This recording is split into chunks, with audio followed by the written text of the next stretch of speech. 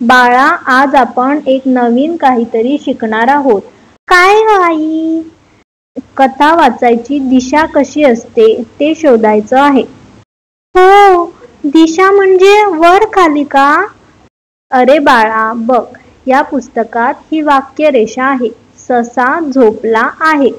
हे बघ, वाचन कसं करायचं? डावीकडून उजवीकडे बोटाने दाखवते बघ. ससा झोपला आहे. शाब्बास. आता बघ, पुढचं वाक्य खाली आहे. वरचं वाचून झाल्यावर खाली जायचं. असं प्रत्येक वेळेस कर.